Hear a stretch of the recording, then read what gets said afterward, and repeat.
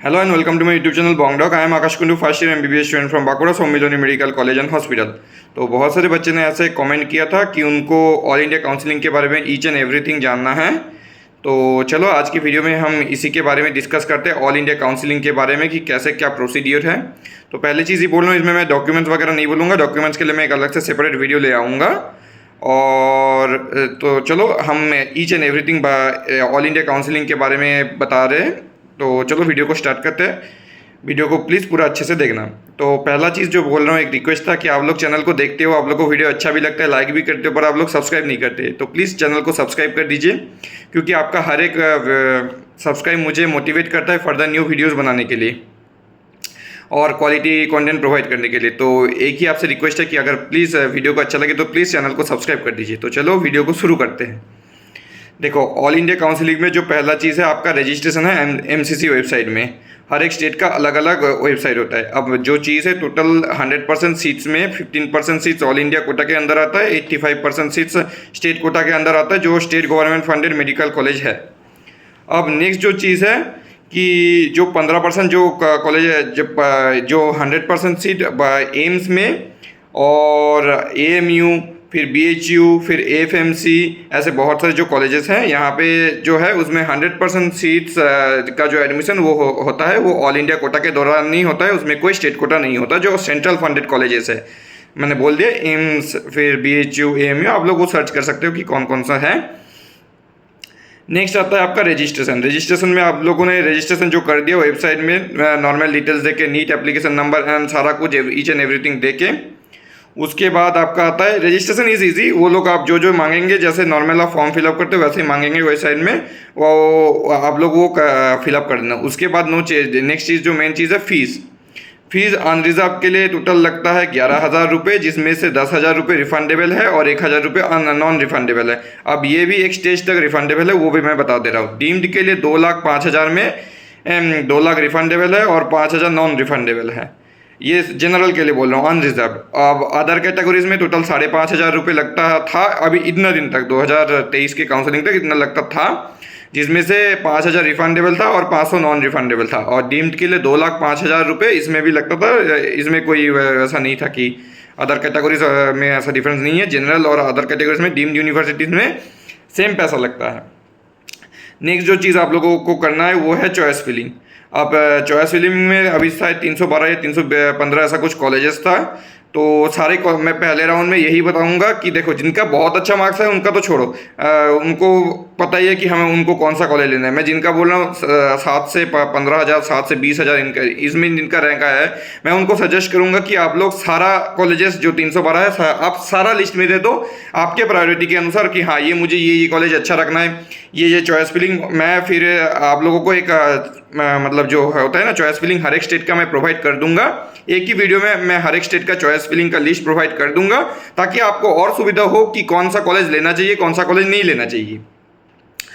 तो वेस्ट बंगाल का जैसे मेरा अभी चैनल में बनाया हुआ है, मैं हर एक स्टेट का चॉइस फिलिंग एक बना दूंगा एक ही वीडियो में। तो आप उससे समझ आ जाएगा कि हाँ, किसको चॉइस में ऊपर रखना है, किसको चॉइस में नीचे रखना है।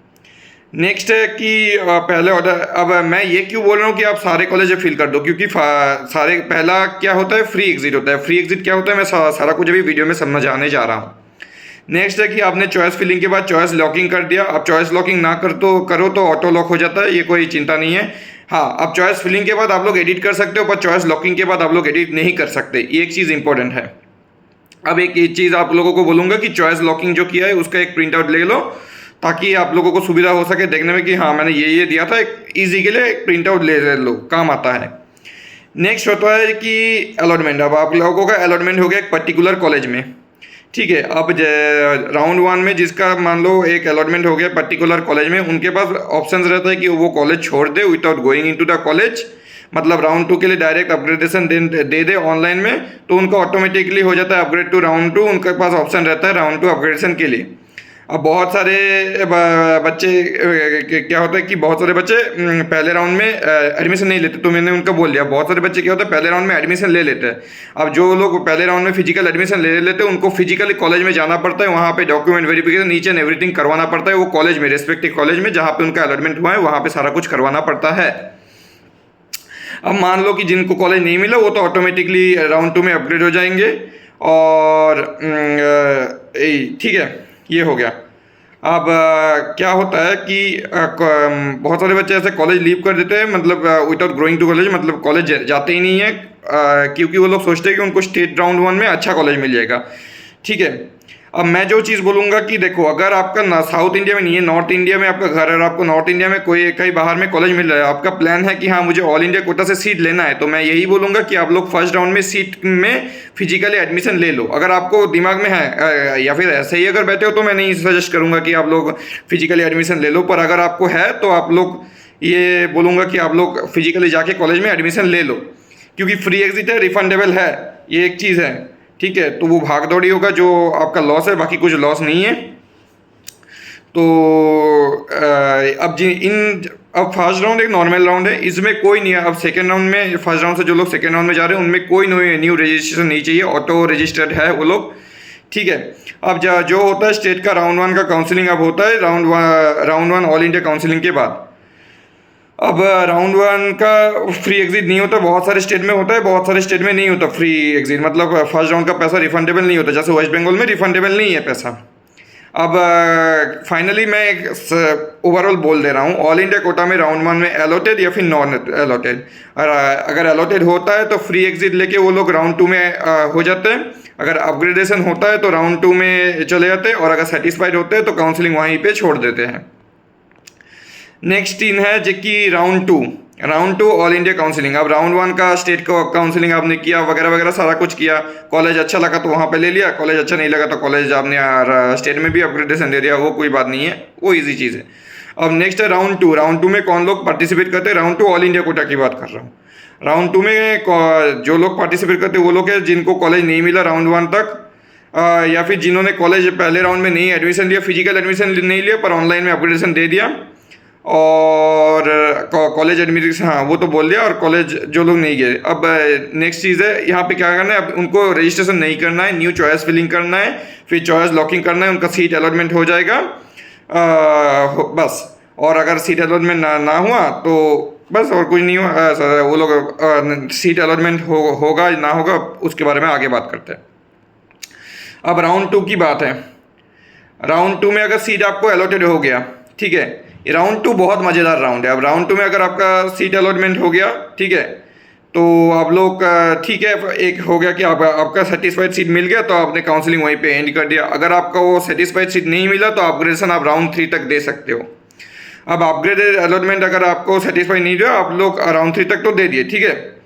अब मान लो कि जो लोग अपग्रेडेशन ना दिए, मतलब राउंड 2 में भी एडमिशन ना लिए कॉलेज में, ठीक है, राउंड 2 में कॉलेज में मान लो आपको कॉलेज मिल गया, कोई वर्धमान महावीर VMMC आपको मिल गया कॉलेज, फिर आपने राउंड 2 में भी VMMC छोड़ता नहीं है। चलो दूसरा कोई एक एग्जांपल दे रहा हूँ मैं, MGIMS वार्धा अगर आपको मिल गया मान लो, फिर आपने नहीं लिया कि आपको अच्छा चाहिए कि आपको JJ ग्रैंड मेडिकल कॉलेज जो है वो चाहिए आपको, तो आप क्या करोगे, आप मान लो फिर आपने फिर से फिजिकल रिपोर्टिंग कॉलेज में जाके नहीं किया, तो आपका क्या होगा कि सिक्योरिटी जो फ़ी है ना 10,000 रुपये जो आपको रिफंड मिलता है वो कैंसिल हो जाएगा। आपने फर्स्ट राउंड में भी क्या फिजिकल एडमिशन कॉलेज में नहीं किया, सेकेंड राउंड में अपनी फिजिकल एडमिशन नहीं किया कॉलेज में, तो आपका सिक्योरिटी फ़ी कैंसिल हो जाएगा, आपको नहीं मिलेगा, ठीक है। अब और दूसरा चीज़ जो होगा कि आपका राउंड 3 में जो होगा आपको फ्रेश रजिस्ट्रेशन करवाना पड़ेगा, क्योंकि आपका राउंड 2 का रजिस्ट्रेशन कैंसिल हो गया। राउंड 2 में फ्रेश रजिस्ट्रेशन, फ्रेश पेमेंट दोनों ही लगेगा, फिर से 11,000 रुपये लगेगा, और राउंड 1 में भी फिर से जैसे वो था वो 11,000 रुपये आपका गया, ठीक है, सिक्योरिटी फ़ी आपका कैंसिल हो गया। और राउंड 3 में आपका फ्रेश रजिस्ट्रेशन करना होगा अगर आपने राउंड 2 में फिजिकली जाके कॉलेज में अपना वो एडमिशन नहीं करवाया है तो, ठीक है। अब जो इम्पोर्टेंट पॉइंट यहाँ पे है कि आपको राउंड 1 में मान लो किसी का एक कॉलेज अलॉट हो गया था, अब उसको राउंड 2 में जाना है, राउंड 2 में फिर से नया कॉलेज अलॉट हो गया है, तो आपको राउंड 1 का जो कॉलेज अलॉट हुआ था वहाँ से रिलीविंग लेटर ले आके राउंड 2 में नया कॉलेज में देना पड़ेगा। राउंड 1 के कॉलेज में आपका ओरिजिनल डॉक्यूमेंट्स वगैरह सब भी था, तो सारा डॉक्यूमेंट्स भी आपको ले आके राउंड 2 के नए कॉलेज में देना पड़ेगा। नेक्स्ट चीज़ है कि candidates allotted in round 2 but who don't want to report or join the allotted cell forfeit their security deposit। मैंने बोल दिया है कि आपका जो पैसा है वो सिक्योरिटी मनी कैंसिल हो गया कि जिसने राउंड 2 में मान लो कि एडमिशन नहीं लिया फिजिकली जाके कॉलेज में। अब और एक चीज़ की हाँ ये आपको पता ही होगा कि आपका जो राउंड 2 में अपग्रेडेशन हुआ है, अपग्रेडेशन होने के बाद आपका राउंड 1 के कॉलेज के सीट के ऊपर कोई अधिकार नहीं है। आपने एडमिशन ले लिया फिर भी आपके पास अधिकार नहीं है, आपने एडमिशन ना लिया तो अधिकार है ही नहीं, वो अलग चीज़ है। आपका राउंड 1 का सीट के ऊपर आपको कोई अधिकार नहीं है अगर आपका राउंड 2 में नया सीट हो गया है। अब और एक चीज़ है इसमें, एक मज़ेदार चीज़ है कि अगर कोई कैंडिडेट फ्रेशली रजिस्टर्ड करता है राउंड 2 में और उसको एक सीट नहीं मिलता तो वो थर्ड राउंड में डायरेक्टली पार्टिसिपेट कर सकता है विदाउट एनी फ्रेश रजिस्ट्रेशन। ये तो नॉर्मल चीज़ है कि अगर आपको राउंड ये सबके लिए एप्लीकेबल है कि आपको राउंड 2 में अगर कॉलेज नहीं मिलता है तो आप राउंड 3 में अपग्रेडेशन कर सकते हो, ठीक है, सिर्फ चॉइस करना है। एक चीज़ है कि राउंड 2 में आप लोग सारा कुछ मतलब सारा चॉइसेस मत फिल करना, क्योंकि अब मान लो कि ऊपर का कॉलेज आपको आपने ऊपर का जो आपका मनपसंद कॉलेज है आपको वो दे दिया, ठीक है, अब वो कॉलेज अलॉट ना हो कि आपने सारा चॉइस फिल कर दिया, फिर नीचे का वाला कॉलेज जो आपको जो कॉलेज मिल रहा था उससे भी नीचे वाला कॉलेज मिल जाएगा। तो आपको जो कॉलेजेस चाहिए वही कॉलेजेस आप देना राउंड 2 में, सारा कॉलेजेस मत देना। ये एक चीज़ है मैंने बता दिया। चलो अब नेक्स्ट चीज़ जो होता है कि और एक ये बहुत इंपॉर्टेंट एक लाइन है, एकदम सुन लो कि मान लो एक कैंडिडेट, मैं एक बार पूरा इंग्लिश में लाइन बोल रहा हूँ पहले सुन लो। If an upgraded candidate does not want round 1 seat ही may avail exit with forfeiture within 2 days of round 2 result announcement, ठीक है। तो मान लो अगर एक अपग्रेडेड कैंडिडेट को राउंड 1 का सीट नहीं चाहिए तो वो राउंड 2 के रिजल्ट के 2 दिन के अंतर राउंड 2 के ऑल इंडिया कोटा की बात कर रहा हूँ कि अगर मान लो एक कैंडिडेट को जो अपग्रेडेड हो गया है, ठीक है, मान लो राउंड 1 का अपग्रेडेड हो गया राउंड 2 में, अब उसको सीट नहीं चाहिए तो वो काउंसलिंग से एग्जिट कर सकता है 2 दिन के राउंड 2 के रिजल्ट के 2 दिन के बाद, 2 दिन के अंदर तो उसको पैसा फिर उसको भी रिफंड मिल जाएगा, ठीक है। पर ये करना है राउंड 2 के रिजल्ट के राउंड 2 के रिजल्ट के अनाउंसमेंट के 2 दिन के अंदर, ठीक है। उससे अगर बहावत करोगे तो फिर आपको पैसा नहीं मिलेगा, ठीक है। तो नेक्स्ट चीज़ है, अब जो चीज़ एक चीज़ आता है कि सीट ब्लॉकिंग क्या होता है। राउंड 2 में सबसे ज़्यादा सीट ब्लॉकिंग होता है कि क्या होता है, स्टेट राउंड के 2। अब क्या होता है कि राउंड 2 ऑल इंडिया कोटा के बाद क्या होता है, state round all India round 2 all India होता है, ठीक है। अब क्या होता है, आपका थर्ड राउंड शुरू हो गया है, तो जब ऑल इंडिया का थर्ड राउंड चल रहा है तब स्टेट का सेकेंड राउंड चल रहा होता है, ठीक है। अब क्या होता है, बच्चे लोग क्या करते हैं कि स्टेट का सेकेंड राउंड का सीट ले लेते हैं, फिर ऑल इंडिया का सेकेंड राउंड का भी सीट्स ले लिया। अब एक चीज़ है, तो ऐसे करके क्या होता है कि अब मान लो राउंड 3 ऑल इंडिया कोटा का कट ऑफ बहुत ज़्यादा बढ़ जाता है, क्योंकि बच्चे लोगों ने सोच के रखा है कि हाँ मुझे अगर ये कॉलेज मिलता है राउंड 3 में बाई चांस अपग्रेडेशन में तो हम लोग ऑल इंडिया कोटा में शिफ्ट हो जाएंगे, स्टेट का छोड़ देंगे। पर जनरली नहीं मिलता क्योंकि इतना ज़्यादा वो नहीं होता, अपग्रेडेशन नहीं होता। अब स्टेट राउंड 2 सीट लेके अब उसको पता भी है कि हाँ मुझे ये स्टेट का ही कॉलेज लेना है, तो फिर भी वो राउंड 3 में मान लो कि एक सीट ले लेता है, तो राउंड 3 का ऑफकोर्स कट ऑफ बहुत ज़्यादा बढ़ जाता है। अब क्या होता है कि फिर वो क्या करता है कि राउंड 3 में एकदम एग्जिट ले लेता है। उसके बाद अब उसने राउंड 2 का उसको सीट मिल गया, फिर राउंड 3 में उसने सीट एग्जिट कर दिया, मतलब राउंड 2 में अपग्रेडेशन कर दिया था ऑल इंडिया कोटा में, फिर राउंड 3 में एग्जिट ले लिया कॉलेज लेके, मतलब उसका कॉलेज अलॉटमेंट हो गया पर उसने फिजिकली वेरीफाई नहीं किया तो उसका ऑटोमेटिकली एग्जिट हो गया, ठीक है। वो लोग काउंसिलिंग से बाहर हो गए तो राउंड 3 का कट ऑफ वैसे ही बढ़ गया। अब बच्चे बात क्या होता है, फिर स्टे राउंड में बहुत सारे सीट वैकेंट हो जाते हैं और बहुत सारे बच्चे जिनका मार्क्स मान लो कि बहुत कम आता है उनको अच्छा कॉलेज मिल जाता है, ये एक चीज़ है।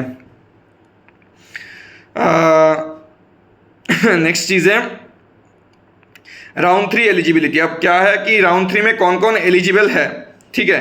राउंड 3 में एलिजिबल है जिनको register candidates who do not get any seat allotment in round 1 और राउंड 2। राउंड 1 और राउंड 2 में जिनको कोई सीट नहीं मिला वो लोग है एलिजिबल। नेक्स्ट है कि candidates who have reported at allotted institute during second round of allotment and submitted willingness for third round upgradation as yes, मतलब जो इन लोगों ने अपग्रेडेशन को हाँ दिया है, मतलब सेकेंड राउंड में जाके वहाँ पे जो फिजिकल फॉर्म मिलता है वहाँ पे अपग्रेडेशन में यस दिया है, वो लोग राउंड 3 के लिए एलिजिबल है।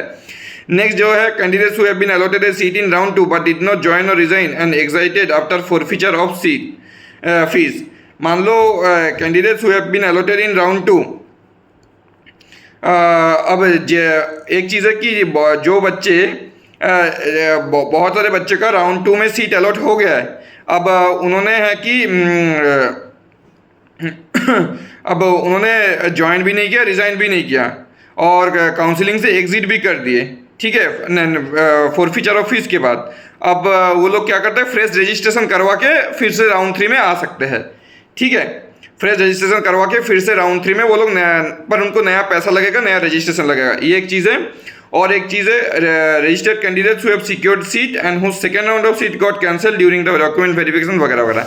मतलब मान लो जिसका कोई कास्ट सर्टिफिकेट में कुछ डॉक्यूमेंट गलत था या फिर कोई डॉक्यूमेंट गलत था, उनका राउंड 2 में सीट कैंसिल हो गया था राउंड 2 के काउंसिलिंग के द्वारा, तो क्या होता है कि वो लोग राउंड 3 के जो काउंसिलिंग होते हैं वो लोग राउंड 3 में फिर से एलिजिबल है।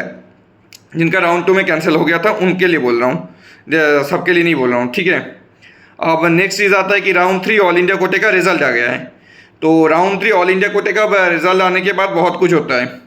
अब जो लोग नॉट अलॉटेड रहते हैं उनके लिए तो कोई नहीं, उनका स्टे राउंड में ऑटोमेटिक अपग्रेडेशन हो जाता है या फिर ऑटोमेटिक रजिस्ट्रेशन हो जाता है।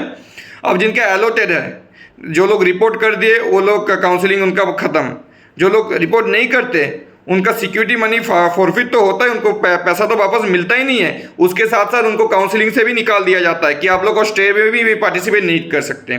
और मान लो जिनका अपग्रेडेशन हो गया वो लोग रिपोर्ट कर देंगे कॉलेज में, उसका काउंसलिंग खत्म, और जो लोग अपग्रेडेशन नहीं किए उनका भी काउंसलिंग खत्म, ठीक है। मतलब अब उनको सीट लेना पड़ेगा, या फिर लो या फिर काउंसलिंग को छोड़ दो। जैसे मैंने बोला था सीट ब्लॉकिंग है, वो लोग क्या करते हैं राउंड 3 के सीट के अलॉटमेंट के होने के बाद वो लोग अपग्रेडेशन नहीं, उनको अपग्रेडेशन नहीं मिलता तो उन लोग काउंसलिंग एंड कर देते हैं राउंड 3 से ही। अब बात है कि एक चीज़ है राउंड 3 में क्या होता है कि कौन बच्चे एलिजिबल नहीं है राउंड 3 के लिए। तो राउंड 3 के लिए एक मिनट चीज़,